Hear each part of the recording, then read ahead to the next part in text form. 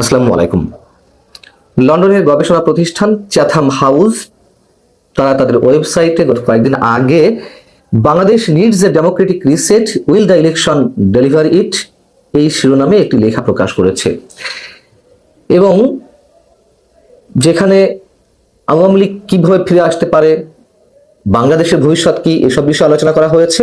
নির্বাচন প্রসঙ্গে যেটি বলা হচ্ছে তা হচ্ছে শেখ হাসিনাকে ক্ষমতা থেকে উৎখাতের পর প্রথমবারের মতো অনুষ্ঠিত হতে যাওয়া এই নির্বাচন প্রতিশোধের রাজনীতি এবং অর্থনৈতিক অস্থিরতার একটি চলমান চিত্রের অংশ, যা গণতান্ত্রিক সংস্কারের আশাকে ম্লান করে দিচ্ছে। এই লেখা প্রসঙ্গে অবশ্যই বিস্তারিত একটু বলবো, তার আগে চ্যাথাম হাউস নিয়ে নিশ্চয়ই আমাদের অনেকেরই ধারণা আছে। যারা নামটি শোনেননি তাদের উদ্দেশ্যে একটু বলি যে ব্রিটেনে প্রতিষ্ঠিত আন্তর্জাতিক গবেষণামূলক এই প্রতিষ্ঠান বিশ্ব রাজনীতির জটিল বিষয়গুলো নিয়ে আলোচনা গবেষণা করে থাকে। প্রথম বিশ্বযুদ্ধের পর বিশ্ব শান্তি, নিরাপত্তা ও স্থিতিশীলতা রক্ষার লক্ষ্যে 1920 সালে গড়ে ওঠে এই প্রতিষ্ঠানটি। এবং এই চ্যাথাম হাউসে আপনাদের মনে আছে গত 15 জুন যখন তারেক রহমানের সঙ্গে আমাদের প্রধান উপদেষ্টা ডক্টর মোহাম্মদ ইউনূসের সাক্ষাৎ হলো, বৈঠক হলো, এই চ্যাথাম হাউসে বিভিন্ন প্রশ্নের উত্তর পর্বে অংশ নিয়েছিলেন ডক্টর ইউনূস সাহেব। এই লেখার বিশ্লেষণে আমি খুব বেশি মন্তব্য করব না, ব্যাখ্যা করব না, শুধু মোটামুটি যা লেখা হয়েছে আমি একটু বাংলায় অনুবাদ করে আপনাদের উদ্দেশ্যে শেয়ার করতে চাই। যাই হোক, এই লেখাতে বিশ্লেষকরা বলছেন যে তারা বিশ্বাস করেন যে ফেব্রুয়ারির ভোটের সবচেয়ে সম্ভাব্য ফলাফল পাবে বাংলাদেশ জাতীয়তাবাদী দল বিএনপি ক্ষমতায় ফিরে আসার বিষয়টি। তবে নতুন সরকার সংস্কার কর্মসূচি বাস্তবায়ন করতে পারবে কিনা এবং দেশের নির্বাচনী, সাংবিধানিক ও প্রশাসনিক সংস্থাগুলোর পুনর্গঠন বিষয়ে রাজনৈতিক দলগুলোর যে প্রতিশ্রুতি তা পূরণ হবে কিনা সেটা নিয়ে যথেষ্ট সন্দেহ রয়েছে। যদিও বলা হচ্ছে এই সংস্কারগুলির জনসাধারণের অনুমোদনের জন্য একটি গণভোটও অনুষ্ঠিত হতে যাচ্ছে, যেটি নিয়ে আমরা সরকারের বেশ তৎপরতা দেখতে পাচ্ছি। এবং সেখানেও নানান ধরনের প্রশ্ন উঠেছে যে জাতীয় সংসদ নির্বাচন নিয়ে নানান কর্মকাণ্ড যখন নির্বাচনকে বিতর্কিত বা প্রশ্নবিদ্ধ করে তুলছে, তখন গণভোট নিয়ে সরকারের উপদেষ্টারা কেন জেলায় জেলায় সফর করছেন, কেন সরকারের জনগণের টাকা খরচ করে হ্যাঁ ভোটের পক্ষে প্রচারণা চালাতে হবে। যাই হোক, এই লেখাটিতে বলা হচ্ছে যে ঠিক এভাবেই 2024 আগস্টে সংঘটিত অভ্যুত্থান, তথাকথিত মনসুন রেভলিউশন, অর্থাৎ যে অভ্যুত্থানটি অনুষ্ঠিত হয়েছে সেটাকে তথাকথিত বিপ্লব হিসেবে উল্লেখ করা হয়েছে। বলা হচ্ছে বাংলাদেশের ইতিহাস জুড়ে আমরা প্রায়শই সহিংস প্রতিশোধের রাজনীতির যে চক্র দেখেছি, তার পরিপ্রেক্ষিতে দেশটিতে প্রকৃত জাতীয় ঐক্যের দিকে কোনো আন্দোলন দেখা যায়নি। আমরা দেখছি এক কর্তৃত্ববাদ থেকে আর এক কর্তৃত্ববাদ পেন্ডুলামের মতো দোল খাচ্ছে। রাজধানী ঢাকায় বিক্ষোভকারীরা শেখ হাসিনার সরকারি বাসভবনে হামলার আগেই, মানে 5 আগস্টে গণভবনে হামলার কয়েক ঘন্টা আগে তিনি হেলিকপ্টারে ভারতে পালিয়ে যেতে বাধ্য হন এবং বাংলাদেশের একটি বিশেষ ট্রাইব্যুনালে তাকে মৃত্যুদণ্ড রায় ঘোষণার পর ভারতের জন্য তার প্রত্যর্পণের অনুমতি দেওয়ার সম্ভাবনা একেবারে কম, যা আমরা এতদিন জেনে আসি সেটি এখানে উল্লেখ করা হয়েছে। এবং এই লেখায় আরো যারা বিশেষজ্ঞরা মতামত দিয়েছেন তারা বলছেন 12 ফেব্রুয়ারি নির্বাচনে অংশ নিতে পারছে না আওয়ামী লীগ।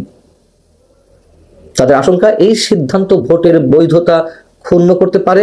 সবচেয়ে সম্ভাব্য ফলাফল মনে হচ্ছে যে বিএনপি জিতবে এবং জামাতে ইসলামী প্রধান বিরোধী দলের আসনে বসবে। কিন্তু যারা 2001 সালে তাদের জোট সরকারের কথা মনে রেখেছেন তাদের সন্ত্রাস এবং দুর্নীতির কথাও নিশ্চয়ই মনে আছে, মানুষ ভোলেনি।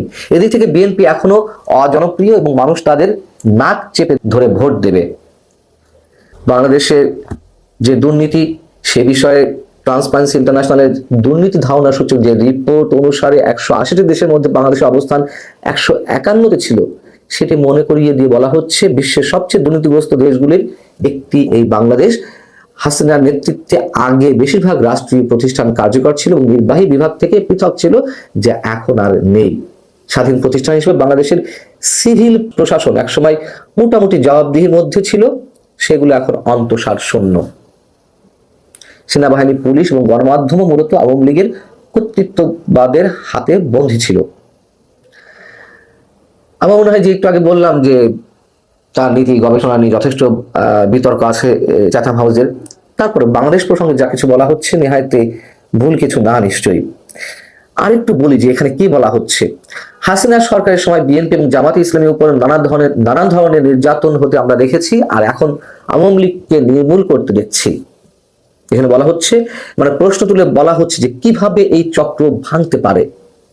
চ্যাথাম হাউস বলছে, ইউনূস সরকারের পক্ষ থেকে অনেক ইতিবাচক উদ্দেশ্য দেখা গিয়েছিল ঠিকই, কিন্তু তা ছিল কেবল লোক দেখানো, যার সঙ্গে বাস্তবতার বিস্তর ব্যবধান।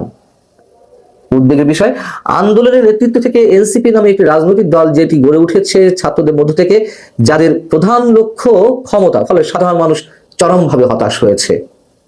অর্থনৈতিকভাবেও বাংলাদেশ এই মুহূর্তে বিপজ্জনক অবস্থানে। দেশটির প্রাকৃতিক সম্পদ কম এবং অধিকাংশ ক্ষেত্রেই আমদানি নির্ভর।